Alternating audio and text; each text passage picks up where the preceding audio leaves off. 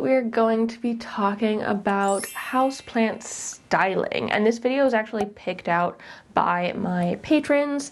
They get to vote on a video that I do each month, and this was the one they picked this month, and I'm actually really excited for it because I don't think I have ever spoken about plant styling as like a whole on here. I don't think I've ever made this video before. So I'm kind of excited to share my tips and tricks on how I make my plants look really great in my home, create the lovely jungle vibes that I feel like I have, as well as like just show you some areas of my home that I really love plant-wise and just bring you through it all. It's gonna be a nice chill one.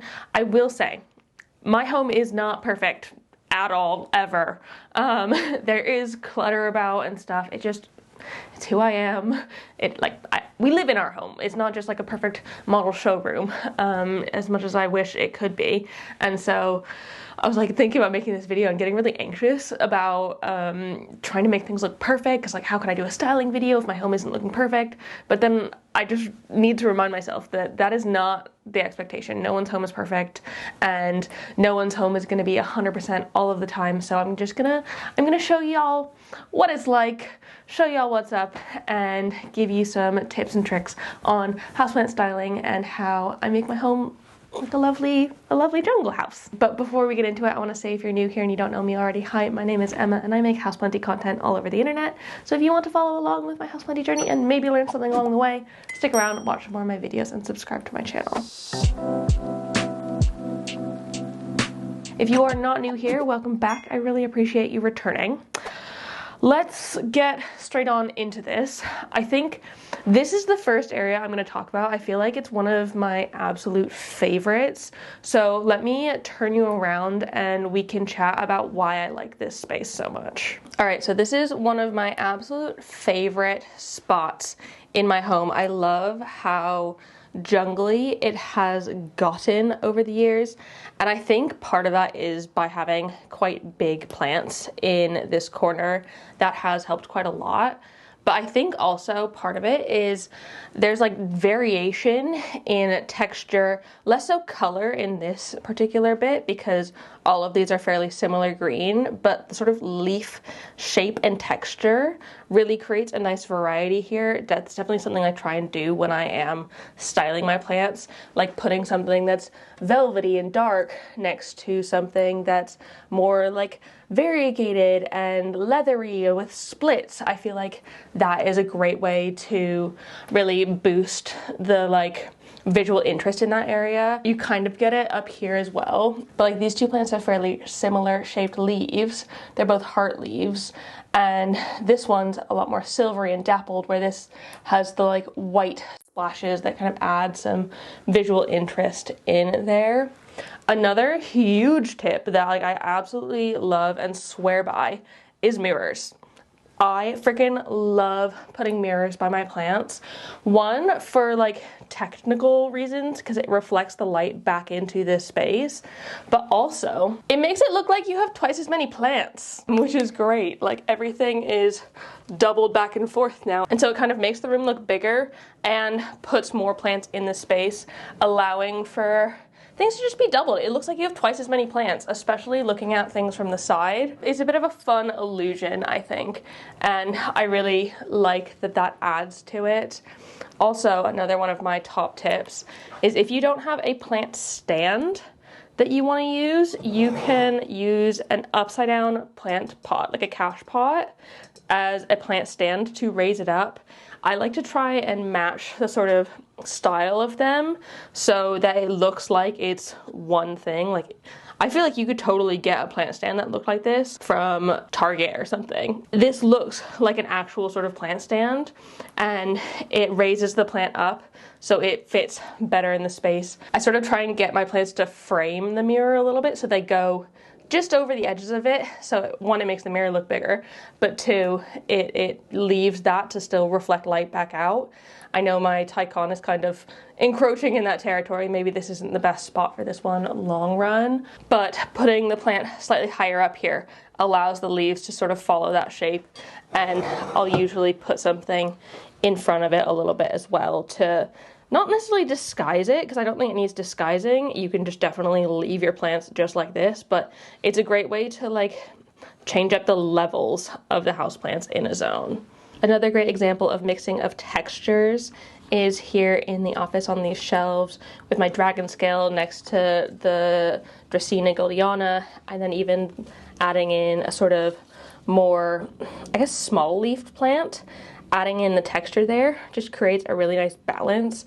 Also, I should say, putting things in groups of 3 or odd numbers generally tends to look a little bit better. It looks, for some reason, more balanced, even though it's not an even number. I don't know how it works, but it definitely does. I've done that in here where I have 3 separate plants, all individually potted in their own pots, but in one bigger pot, because the plant stand that I had, it's for a big pot, and I couldn't put smaller plants in it on their own. Putting a single small plant in here looked weird, and so putting 3 different plants in this zone made it a lot nicer. And I have, again, varied the sort of texture and color and shape of these leaves with something a bit more small leaf like the Rhaphidophora, and a big leaf Alocasia ninja, and I've got my Florida Ghost in here as well to sort of round out the sort of contrast in this zone. Similarly, you can put 2 of the same plant into one pot of substrate like I've done here with my Sansevieria zeylinica and my Sansevieria Bantel's Sensation. Both of these are like, they're both Dracaena, they both have the same sort of care, and so they can go into the same pot without it being a problem, but I feel like it's quite a fun way to add a bit of contrast because they look so different in there, but they have the same shape, and so it adds a little bit more fun into this pot than just having one or the other. And it's less plants to care for because instead of having 2 pots to care for, I only have 1. Also in here, I've got another fun top tip or trick, is to use Lazy Susans underneath bigger plants so you can rotate them more easily. So things that you might have in a more central location in your home, they tend to have like a front and back of the plant. I mean, this one still does technically. I don't actually rotate it that much, but I like having the Lazy Susan underneath it. So if I did want to rotate it and have it be growing this way out more of the time, I could. I have the poly on one as well, though, I mean, this is very much so one-sided. It is so much so facing one way. But just having them as an option to rotate things, it just makes it a lot easier to do so, and especially in a place that's a little bit harder to reach and move things around, the Lazy Susan was a massive help. This zone here is another one of my absolute favorites. I love how jungly it's become. The surface area is not massive. It's about the size of a side table or something, but I've been able to put so many plants on it that it really junglifies, and part of that has helped by the fact that I have a metal trellis back there that my Begonia Arabia Sunset is attached to, and it has really allowed it to grow up that, have some support while it is growing up, and on top having a grow light above it really helps keep all of these plants, which otherwise would not get much light in this like sort of back corner of this room, to like grow still and photosynthesize. I feel like, again, this is a good example of different plant textures being used in the same space, having the Branchifolia next to the crystallinum, next to the really dark, small-leafed Arabian Sunset. It really rounds out the space and makes it look a little bit more dynamic. Another one of my favorite ways to display plants is to explore the different levels of a room. Instead of just having plants on my desk, plants on that dresser, and then a bed, I've gone through and I've found a nice tall couple of plants to go on this side and some things that hang down a little bit more higher up. So it really encases the jungle vibes, especially around our bed. It feels like I'm sleeping in a jungle when I look up from bed. Oh, it is just absolutely fabulous.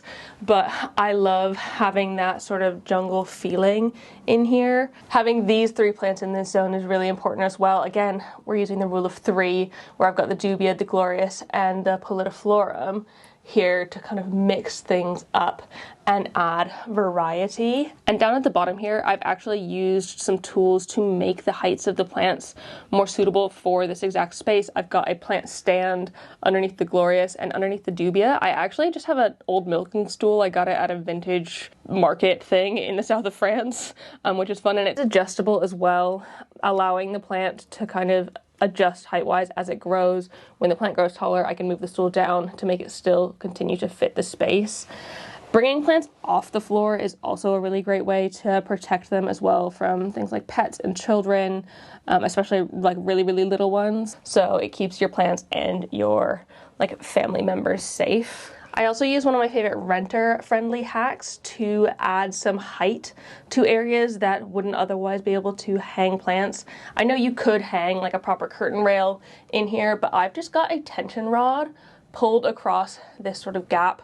I'm lucky enough to have alcoves that kind of allow tension rods, but these are renter friendly because they just tension into the space, and probably, I cannot guarantee this, I'm not an expert, but probably won't damage your walls when you take it out, and it allows me to have some hanging plants around here above my desk. I've actually got another one on this side in this alcove, and I'm using one as well in my window frame. And it was really important for me to have plants in the window because I live in London, it's a city, it is not particularly attractive outside of my window, and so being able to put plants in my window, one, gives them really nice light, but also makes my view from the inside look a little bit nicer and just brightens up my home, junglifies it a little bit, also offers a little bit of privacy as well because it makes it harder for people to see in your windows. And I don't know, I just love having my trailing plants here, enjoying the sunshine. I actually have some here that aren't as trailing. I was sent this really cool plant hanger, which instead of just being like a normal macrame where it doesn't have anything and it uses the ropes to hold it up, it's got a bit of a platform in here, and I was able to fit 2 pots on that. Ideally I put 3, but I don't want to like overweigh it or unbalance it in this zone.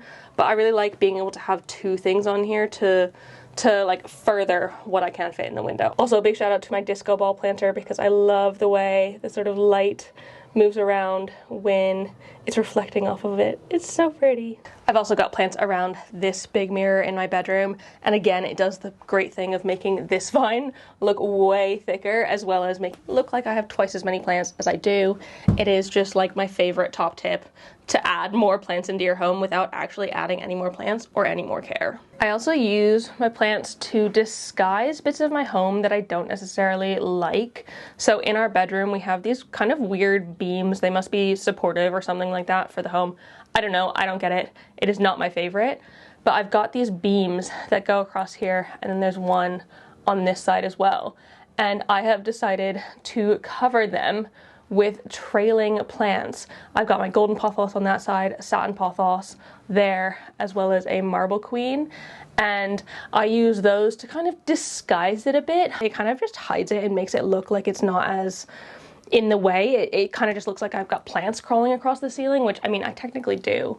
But I have them all attached with these little clips that I got on Amazon. And to be honest, I've struggled because these ones that I got originally like stick really, really well, don't come off.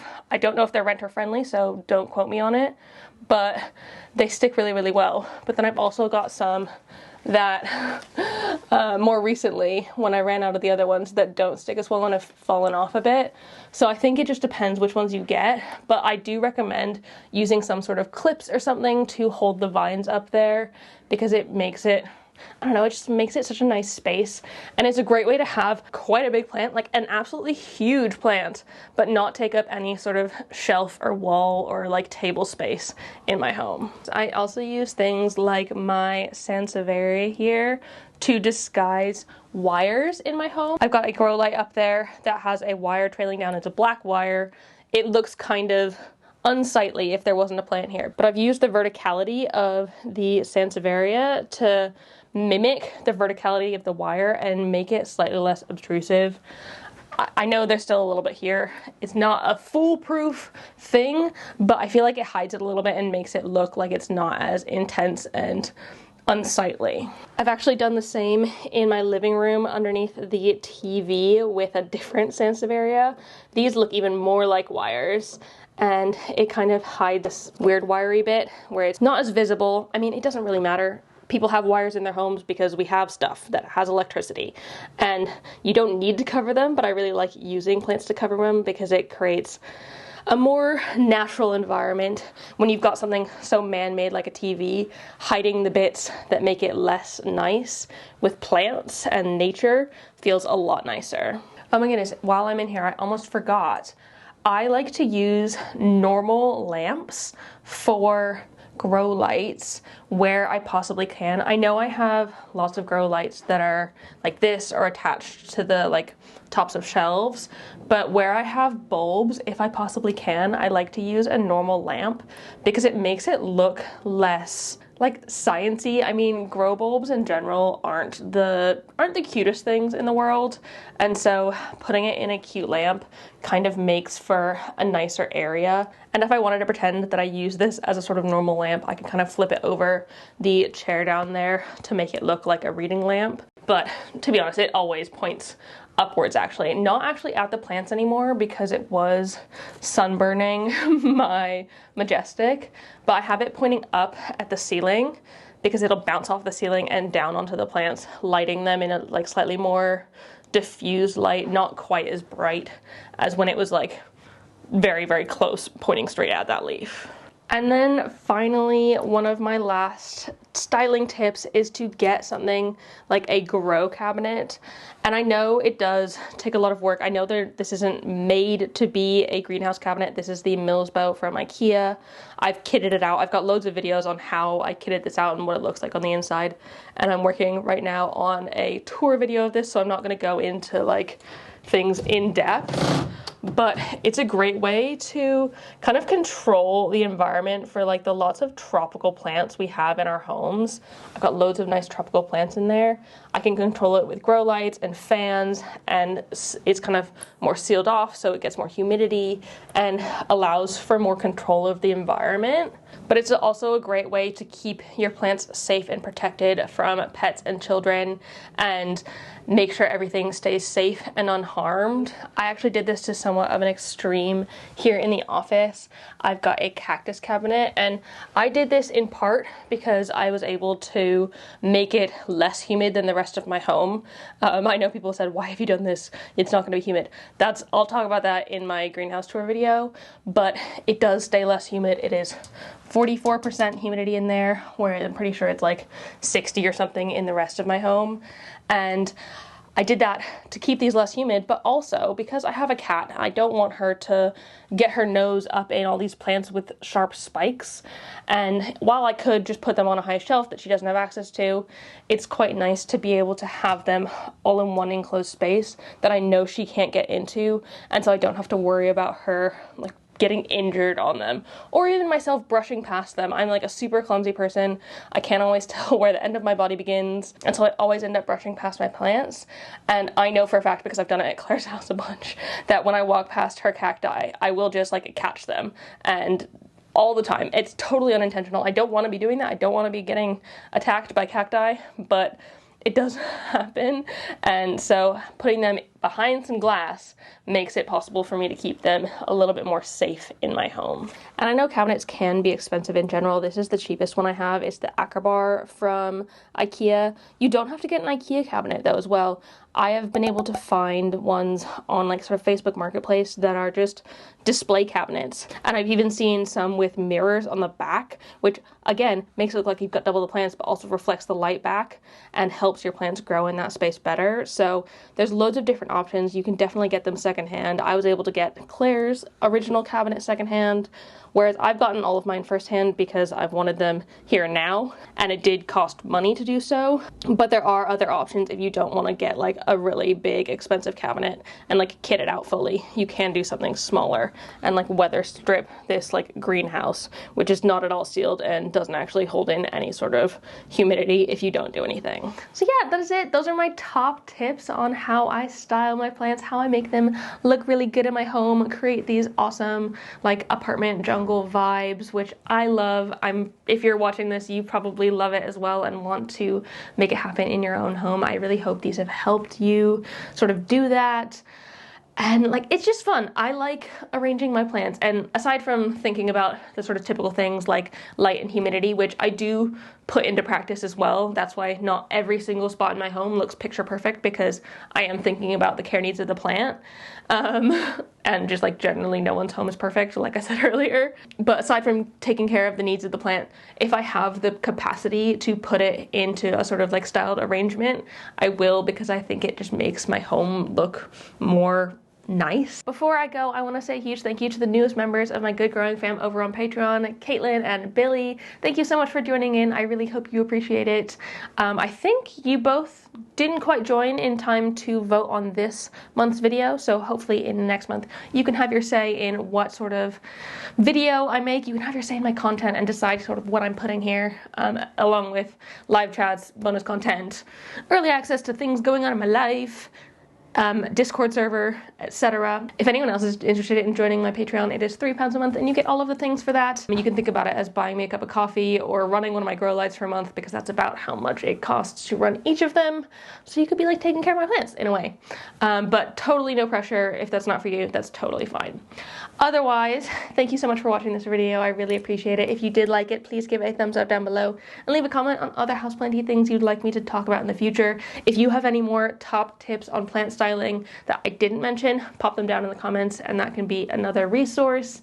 And subscribe for more. Thank you so much for watching. Again, I really appreciate it, and I will see you next time. Don't forget to keep growing. Bye!